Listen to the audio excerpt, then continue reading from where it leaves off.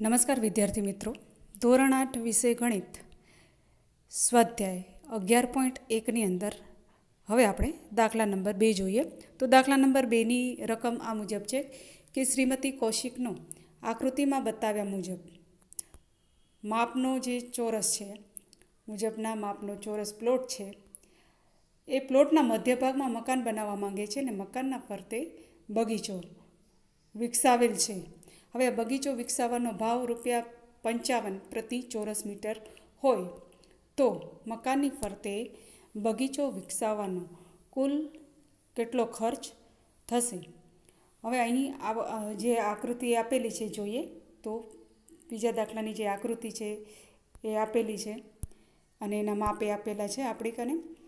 હવે અહીં પ્લોટ કેવો છે? ચોરસ છે.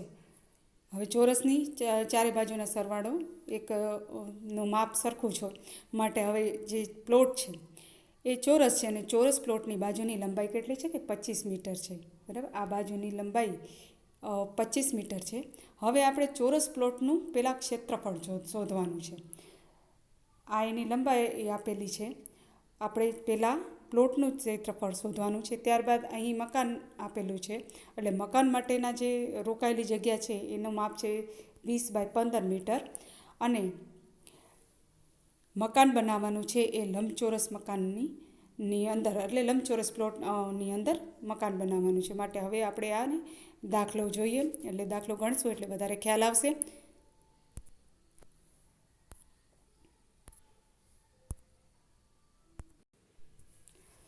હવે ચોરસ પ્લોટનું ક્ષેત્રફળ એટલે કે ચોરસનું ક્ષેત્રફળ શું થાય? બાજુ ગુણ્યા બાજુ.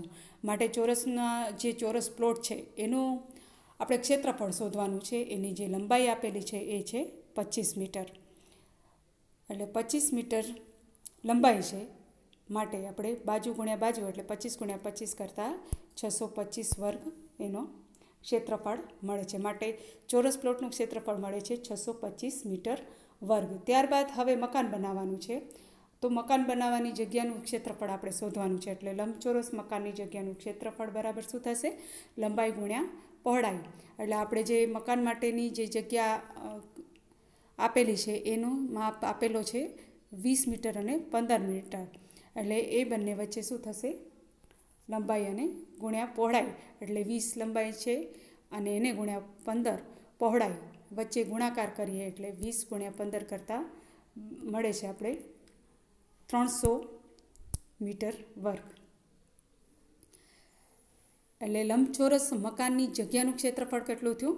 300 મીટર વર્ગ અને આપણે ચોરસનું જે પ્લોટ છે એનું ક્ષેત્રફળ શોધ્યું તો એ છે 625 મીટર વર્ગ, જ્યારે મકાનનું ક્ષેત્રફળ છે એ 300 મીટર વર્ગ મળે છે. ત્યારબાદ હવે આપણે બગીચાનું ક્ષેત્રફળ શોધવાનું છે અને ક્ષેત્રફળ બગીચાની આસપાસનો જે ખર્ચો છે એ પણ શોધવાનો છે કે કુલ ખર્ચો કેટલો છે બગીચાને વિકસાવવા માટે. એટલે બગીચાનું ક્ષેત્રફળ બરાબર પ્લોટનું ક્ષેત્રફળ ઓછા બાંધકામનું ક્ષેત્રફળ. એટલે પ્લોટનું ક્ષેત્રફળ કેટલું મળ્યું છે? 625 મીટર. જ્યારે બાંધકામ મકાન કરવાનું છે, મકાનને બાંધવાનું છે એનું ક્ષેત્રફળ છે 300 મીટર વર્ગ. એટલે 300 મીટર વર્ગની અંદર મકાન બાંધકામનું ક્ષેત્રફળ છે. તો હવે આપણે પ્લોટનું ક્ષેત્રફળમાંથી બાંધકામનું ક્ષેત્રફળ બાદ કરવાનું છે. એટલે આપણે 625 ઓછા 300 બાદ કરીએ એટલે મળે છે 325 મીટર વર્ગ. 625માંથી 300 મીટર એટલે કે આપણે પ્લોટનું ક્ષેત્રફળ માઇનસ બાંધકામનું ક્ષેત્રફળ બાદ કર્યું જેથી મળ્યા 325 મીટર વર્ગ. હવે આપણે બગીચાના વિકસાવવાના 1 મીટર એટલે કે પ્રતિ એટલે શું? 1 મીટરનો ખર્ચ કેટલો છે? ₹55 છે. તો હવે આપણે જે કુલ ક્ષેત્રફળ મળ્યું છે 325 મીટર તો એનો ખર્ચ કેટલો થશે? 325 મીટર વર્ગ બગીચો વિકસાવવો હોય તો એનો ખર્ચ કેટલો થાય? કારણ કે 1 મીટરનો બગીચાના વિકસાવવાનો ખર્ચ ₹55 છે. માટે હવે બંને વચ્ચે શું થશે? ગુણાકાર થશે. એટલે ₹325 × 55 કરતાં ₹17,875 આપણે કુલ ખર્ચ મળે છે બગીચાને વિકસાવવાનો. માટે આપણો જે બગીચો છે એને વિકસાવવાનો કુલ ખર્ચ કેટલો છે?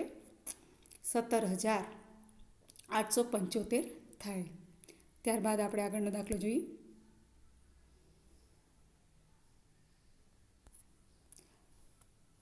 હવે દાખલા નંબર 4ની રકમ આ મુજબ છે કે ભોંયતળિયે એટલે કે જમીનનું ભોંયતળિયું હોય એ.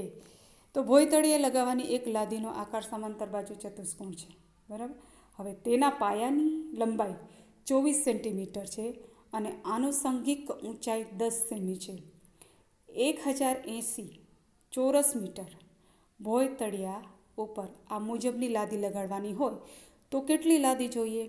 હવે કૌંસમાં આપેલું છે કે ભોંયતળિયાના ખૂણાને લાદીથી ભરવા માટે જરૂરિયાત મુજબ લાદીને કોઈપણ આકારમાં તમે કાપી શકો છો, બરાબર. હવે અહીં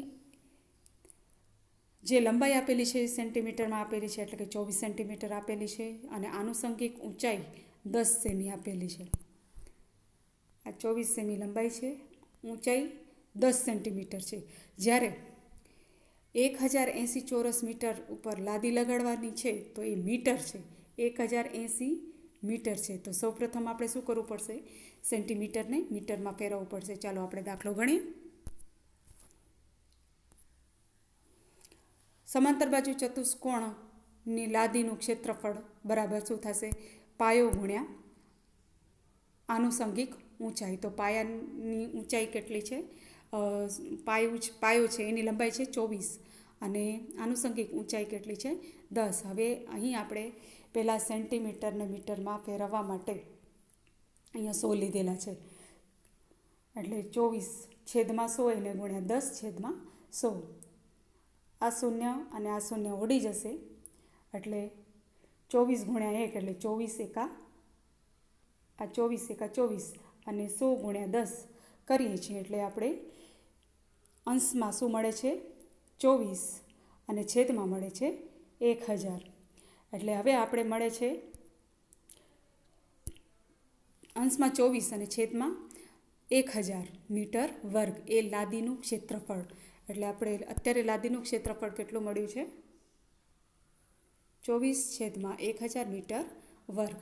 હવે આપણે જરૂરી લાદી કેટલી જશે? તો એ જરૂરી લાદી હવે આપણે અહીંયા કને સેન્ટીમીટરથી કેમાં ફેરવ્યું? મીટરમાં ફેરવ્યું.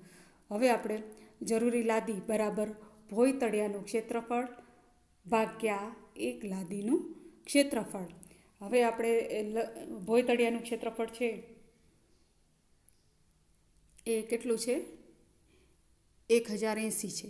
એને છેદમાં 24 અને 1000 છે. તો હવે આપણે અહીં અંશ છે એ પણ છેદમાં આવી ગયા, એટલે અહીં અંશ છે 24 એ છેદમાં છે અને અહીં છેદ છે એ પણ છેદમાં છે. એટલે હવે આપણે શું કરવું પડશે?